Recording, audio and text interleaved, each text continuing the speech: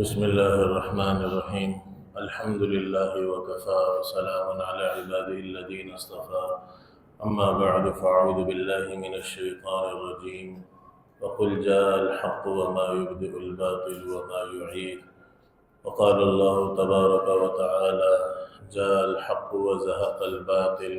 إن الباطل كان زهوقا. صدق الله العظيم. اللہ رب العزت کے پیارے نبی حضرت محمد الرسول اللہ صلی اللہ علیہ وسلم کی مبارک سیرت طیبہ کا ذکر چل رہا تھا۔ آپ علیہ السلام کی سیرت طیبہ جہاں عبادات سے بھری ہوئی ہے، اچھے معاملات سے بھری ہوئی ہے، اچھی معاشرت اور رہن سہن کا انداز زندگی کا اس میں موجود ہے، اسی طریقے سے اللہ کے دین کی خاطر دشمنوں سے حکمت اور سیاست اور بہترین تدبیر کے ساتھ مقابلہ اور اسلام اور مسلمانوں کو مضبوط کرنے کی حکمت عملی، اور خاص طور پر ساری دنیا میں اور بالخصوص حرمین شریفین میں اللہ کا کس طرح کلمہ بلند ہو جائے۔ تو سن 8 ہجری سے پہلے تک اللہ کے نبی صلی اللہ علیہ وسلم دنیا کے مختلف خطوں میں بادشاہان عالم کے نام پر خطوط لکھ چکے تھے، اور چونکہ صلح حدیبیہ کے بعد قریش اور مکہ کی طرف سے بھی ایک معاہدہ ہو گیا تھا کہ کوئی لڑائی 10 سال تک نہیں ہوگی۔ اب جو مسلمانوں سے ملنا چاہے مسلمانوں سے مل جائے، جو کفار سے ملنا چاہے وہ کفار سے مل جائے۔ تو اللہ کے نبی صلی اللہ علیہ وسلم نے مختلف صحابہ کے ہاتھوں دنیا کے مختلف بادشاہوں کے نام، قیصر و کسریٰ اور روم اور دوسرے جتنے بادشاہ تھے سب کے نام خطوط لکھے، انہیں اسلام کی دعوت دی۔ اب صرف مکہ مکرمہ کی سرزمین رہ گئی تھی جو مسلمانوں کے ہاتھ میں نہیں تھی، اور خود بیت اللہ کے اندر 360 بت تھے۔ یہ اللہ کے نبی صلی اللہ علیہ وسلم کے لیے ایک بہت بڑے فکر کی بات تھی۔ تو 2 سال تو گزر گئے، صلح حدیبیہ کے بعد سن 8 ہجری آ گیا۔ تو اللہ کے نبی صلی اللہ علیہ وسلم نے جب مکہ مکرمہ کے لوگوں سے قریش سے صلح کی تھی حدیبیہ کے موقع پر، صلح کے بعد اس زمانے کے اندر ایک رواج تھا کہ کچھ قبیلے براہ راست صلح میں شامل ہوتے تھے اور دوسرے کچھ حلیف بن جاتے تھے، اور حلیف کا مطلب یہی ہوتا تھا کہ ایک دوسرے کا تعاون کریں گے، ایک دوسرے کی مدد کریں گے۔ تو مسلمانوں کے جو حلیف تھے وہ بنو خزاعہ تھے، اور قریش کے جو حلیف تھے وہ بنو بکر تھے۔ تو اگر حلیف کا مطلب یہ ہوتا تھا کہ دشمن ہمارے حلیف پر حملہ کرے گا تو بھی ان کا ساتھ دینا ہوگا، حلیف کا اور دشمن کا مقابلہ کرنا ہوگا۔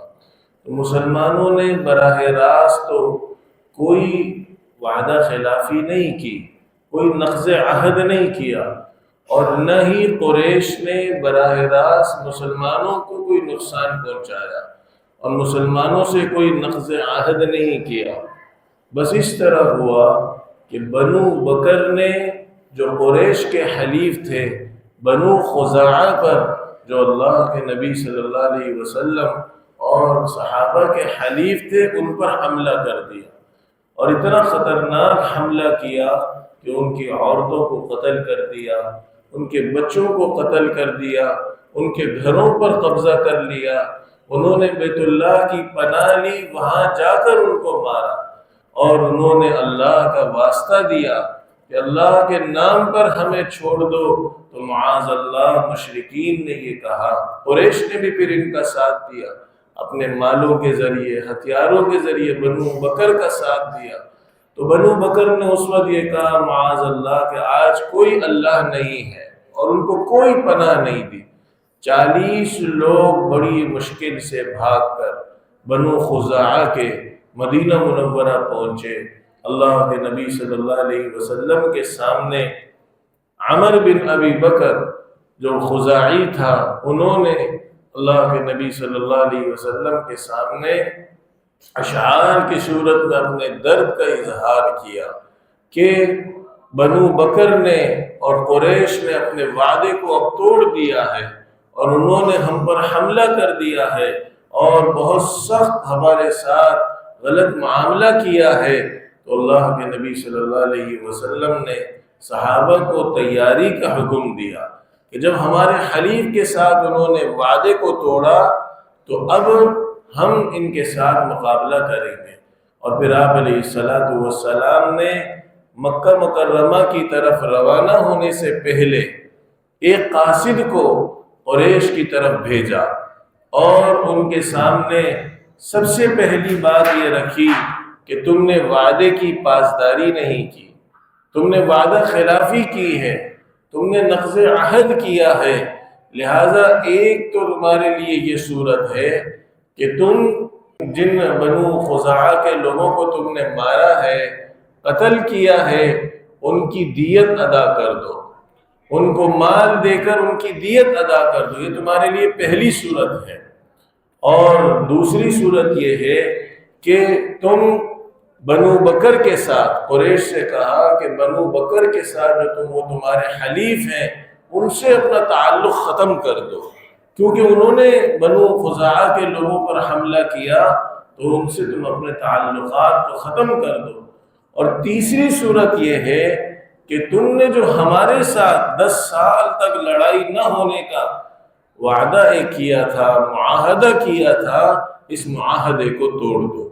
ابھی تمہارے پاس 3 صورتیں ہیں۔ تو کچھ قریش کے سرداروں نے جذبات میں آ کر یہ کہہ دیا کہ ہم اس معاہدے کو توڑتے ہیں اور ہم اس معاہدے کو ختم کرتے ہیں۔ تو یہ بات بعد میں ان کو احساس ہوا کہ ایسا نہیں کرنا چاہیے، حتیٰ کہ ابو سفیان وہاں سے چلے اور مدینہ منورہ پہنچے اور مدینہ منورہ میں اپنی اس بات کو واپس لینے کے لیے کہ نہیں، یہ بات جذبات میں کہہ دی گئی کہ معاہدے کو توڑتے ہیں، سب کی منتیں کی، اللہ کے نبی صلی اللہ علیہ وسلم سے درخواست کی، آپ کے صحابہ سے، حضرت ابو بکر، حضرت عمر، حتیٰ کہ حضرت فاطمہ کے گھر تک گئے کہ وہ حضور کو سفارش کرتے کہ یہ بات جذبات میں کہہ دی گئی تھی، ہم معاہدے کو توڑنا نہیں چاہتے۔ اللہ نے ایسا رعب ان کے دل میں ڈال دیا، بہرحال کسی نے یہ بات تسلیم نہیں کی اور آپ علیہ السلام نے اسی کو قبول کیا کہ اب ہم معاہدے کو توڑنا چاہتے ہیں، اس لیے کہ تم نے یہ بات قبول کی ہے اور اسی پر سب کا اتفاق ہے۔ اب اللہ کے نبی صلی اللہ علیہ وسلم نے 10,000 کا لشکر صحابہ کا تیار کیا اور اتنے سال میں صلح حدیبیہ کے وقت تو صرف 1400 مسلمان تھے، لیکن جو دب کر صلح کی تھی تو 2 سال کے عرصے میں مسلمانوں کی کفار کے ساتھ اختلاط اور امن و امان کا فائدہ یہ ہوا کہ جس کے نصیب میں ہدایت تھی سب کو اللہ نے اسلام کے قبول کرنے کی توفیق نصیب فرما دی۔ اب 10,000 کا لشکر، سب کے ہاتھوں میں تلواریں، اللہ کے نبی صلی اللہ علیہ وسلم 8 ہجری 10 رمضان المبارک بدھ کا دن تھا، مکہ مکرمہ کی طرف روانہ ہو رہے ہیں مدینہ منورہ سے، اور آپ علیہ السلام نے حضرت عبداللہ ابن ام مکتوم رضی اللہ عنہ جو نابینا صحابی تھے انہیں اپنی جگہ پر امام مقرر فرمایا مدینہ منورہ میں، اور پھر وہاں سے روانہ ہوئے اور کفار اور مشرکین کو آپ علیہ السلام نے بالکل خبر نہ ہونے دی۔ آپ نے صحابہ سے یہ بھی فرمایا بہت خاموشی کے ساتھ روانہ ہونا ہے، کوئی شور شرابہ نہ ہو، کوئی آپس میں کسی کو ذکر نہ کرے کہ ہم کہاں جا رہے ہیں، کیونکہ منافقین بھی تھے، کچھ جاسوسی بھی کر سکتے تھے، حتیٰ کہ بہت خاموشی کے ساتھ 7 دن کا سفر کر کے مر الزہران جو مکہ مکرمہ کے قریب ایک جگہ ہے، آپ علیہ السلام 10,000 کے لشکر کے ساتھ وہاں پہنچ گئے۔ اب کفار و مشرکین میں سے کسی کو کچھ غلاموں کے ذریعے پتہ چلا بھی تو انہیں یہ نہیں سمجھ آ رہی تھی کہ یہ لشکر مکہ کی طرف آ رہا ہے یا طائف کی طرف جا رہا ہے، کیونکہ حکمت عملی ایسی تھی، خاموشی ایسی تھی، اور اللہ کی طرف توجہ ایسی تھی۔ آپ علیہ السلام نے صحابہ سے اس موقع پر فرمایا کہ ہمارا لڑنے کا کوئی ارادہ نہیں ہے، اور فرمایا کہ خود سے کوئی کسی پر حملہ نہ کرے، کوئی کسی کو مارے نہیں، کسی خاتون کو قتل نہ کیا جائے، کسی بچے کو نہ مارا جائے۔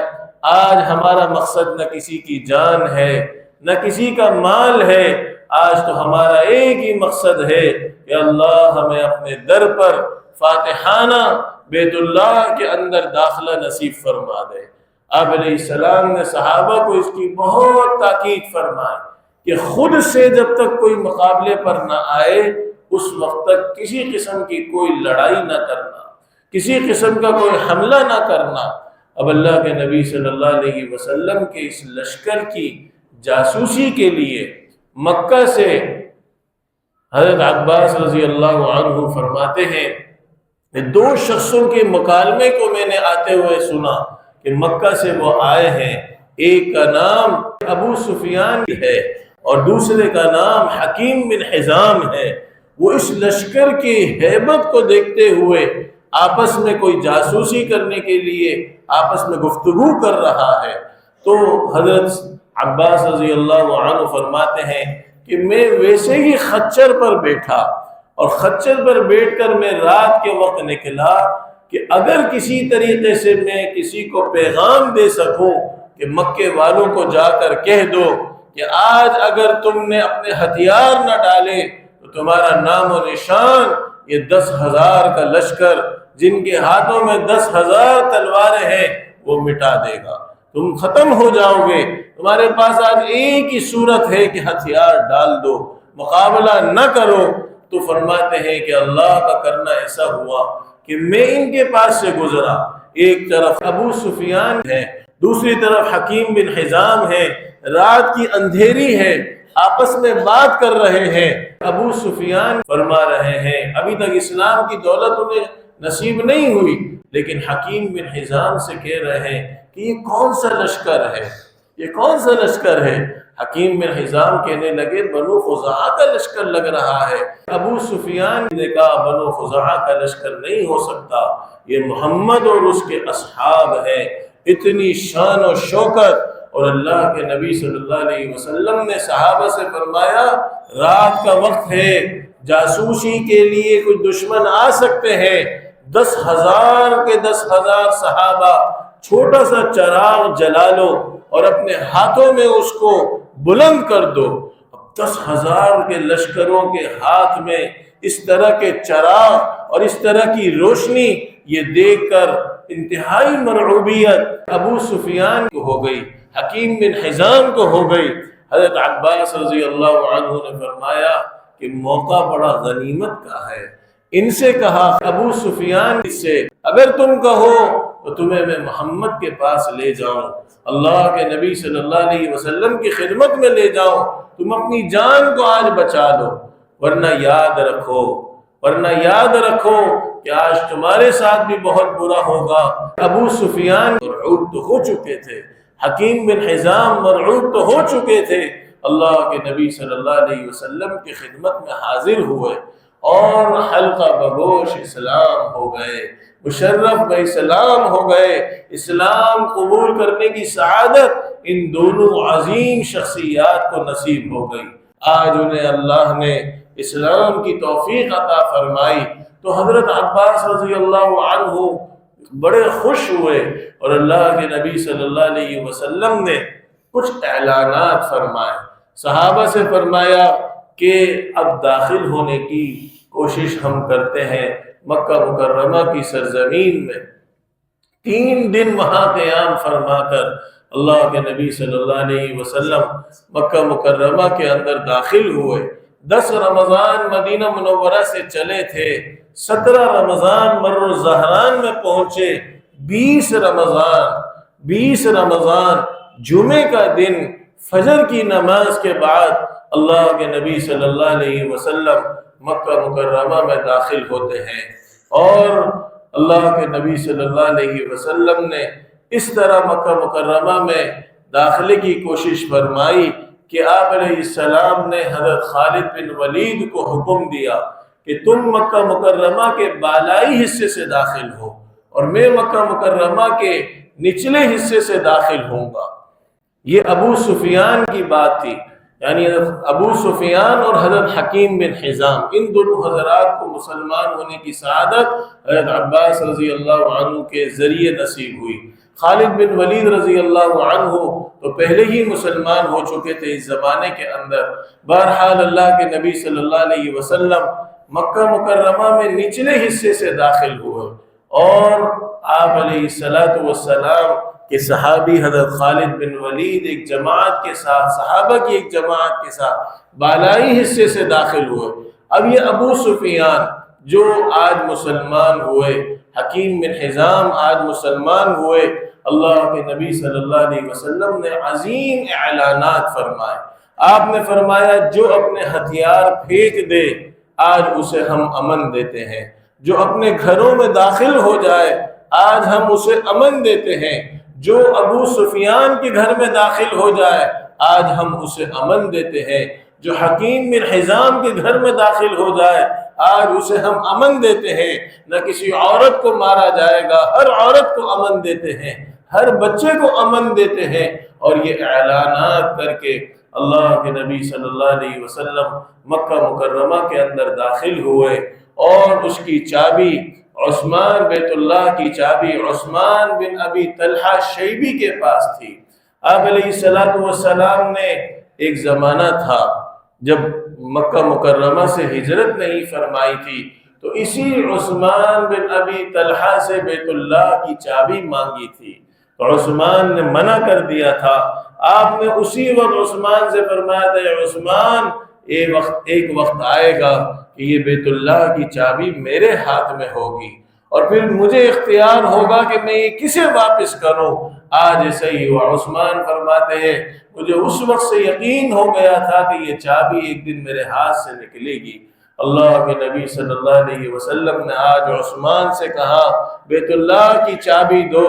اللہ کے نبی بیت اللہ کو کھول کر اندر داخل ہوئے، اور آپ کے ہاتھ میں ایک چھڑی تھی، زبان پر الفاظ تھے، جاء الحق وزهق الباطل ان الباطل كان زهوقا۔ حق آ گیا، باطل ختم ہو گیا۔ باطل کی تو شان ہی یہی ہے کہ وہ بے نام و نشان ہو جانے والا ہے۔ 360 بت، ہر بت کے قریب آپ تشریف لے جاتے، یہ آیت پڑھتے، اشارہ کرتے، وہ بت گرتا جاتا۔ پھر اللہ کے نبی صلی اللہ علیہ وسلم بیت اللہ کے ہر کونے پر تشریف لے گئے۔ آپ نے وہاں پر نفل نماز شکرانے کی ادا فرمائے، اور اس طرح اللہ کی تسبیح کرتے ہوئے، اللہ کی تحمید کرتے ہوئے آپ علیہ السلام بیت اللہ سے نکلے، تو پورا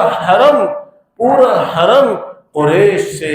کفار سے، ان کے مردوں سے، ان کی خواتین سے بھر چکا تھا، اور وہ آج یہ دیکھنے کے لیے آئے تھے کہ ہمارے ساتھ کیا معاملہ ہونے والا ہے، کیا حکم یہ صادر ہوتا ہے۔ آج انہیں اپنے وہ ظلم یاد آ رہے تھے، آج حضرت بلال پر وہ ظلم، حضرت خباب پر وہ ظلم، حضرت عمار بن یاسر پر وہ ظلم، ان کی والدہ سمیہ پر ظلم، اللہ کے نبی صلی اللہ علیہ وسلم پر اوجڑی پھینکنا، آپ کے گلے میں پندہ ڈال کر گھسیٹنا، اور شعب ابی طالب میں 3 سال تک اللہ کے نبی اور مسلمانوں کو جو آپ کے خاندان کے تھے ان کا محاصرہ کرنا۔ 10 سالہ مکہ مکرمہ کی زندگی، بلکہ 13 سالہ زندگی جو انتہائی مظلومیت کی مسلمانوں کی ایک عظیم داستان تھی، آج ہر ایک کو اپنے ظلم یاد آ رہے تھے۔ آج انہیں یہ لگ رہا تھا کہ اگر مقابلہ ہو